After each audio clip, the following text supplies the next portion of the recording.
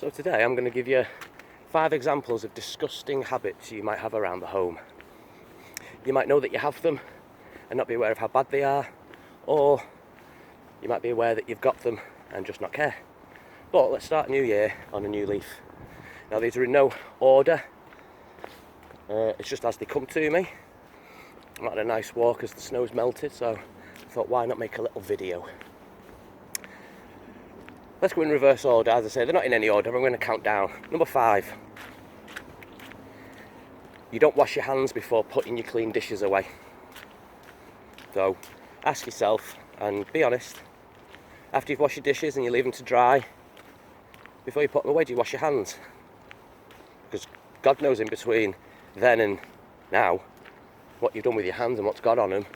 And then you put that all over your clean plates, which are then going to go... and glasses and cutlery, which are then going to go away in drawers and cupboards till the next time they get used. So, wash your hands. You should really wash your hands before washing your dishes, but considering that they're going in the soapy water where the dishes are anyway, it doesn't really make that much of an odds.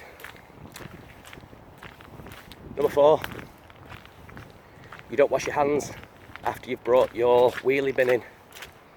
So, you put your wheelie bin out. Now, before I go on, I clean my wheelie bin inside and out every time it's emptied. I have to. I've had cats for years, and if I don't, it stinks.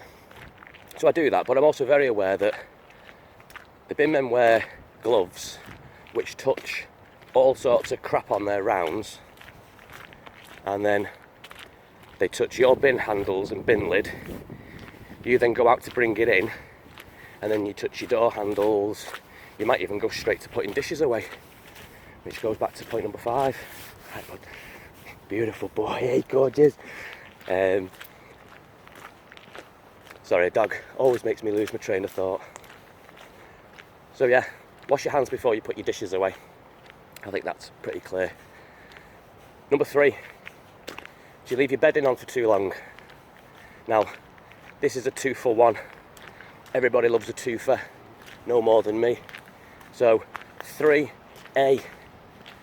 You leave your bedding on too long. Keep it in mind, if you have an average of 7 hours of sleep a night, well, that's like wearing clothes for 7 hours. And you wouldn't wear clothes every day for weeks on end without washing them, would you? You sweat during the night, you move a lot during the night, you're still shedding skin during the night. So, yeah, if you're leaving your bedding on for weeks and months on end, you need to change that. Now, depending on the circumstances, it could be the time of year, it might be in summer you sweat more, so you'll have to change them more frequently, but realistically speaking, 2 weeks is about the max. I mean, realistically, 2 weeks, they should be changed at least. Should be doing them every week, but again, we're trying to be realistic, and not many people are going to do that. But if you can, every week, if not, every 2. Try getting into the routine of doing it at the beginning of the month and the middle of the month. Just makes it easier to remember. And then 3B, do you sleep in the nude? I said it. Are you naked in between those sheets? Because again, think of all the sweat and skin and itching that you do in the night. Yeah. So you're basically turning your bed sheets into a massive pair of underpants, and then you're sleeping in that for sometimes weeks, if not months on end. So, moving on. Number 2, you don't shut your toilet lid before you flush it. Now, there's loads of people that say it doesn't make a difference. Well, I'd argue that just because you can't see something doesn't mean it isn't there. Now, when you flush your toilet, the force of the water going into that bowl sends a cloud of moisture up, and that moisture can have piss and shit and all sorts in it. So, shut your toilet lid. If you don't believe me, go and visit a waterfall. I bet you don't only feel the mist from the waterfall as you get closer to it, do you? You feel it from way away. Well, that's the same kind of effect that's happening inside your toilet. And when you don't shut your toilet lid, and that goes all up in the air, it's landing on everything. Oh, and sidebar, your toothbrush should be 6 feet away, so that is less likely to land on it. Number one, you go inside your house with outdoor shoes. Now this, especially for people with pets and especially for people with carpets, I don't think you understand what your shoes pick up on a regular basis. Now, my shoes are stop.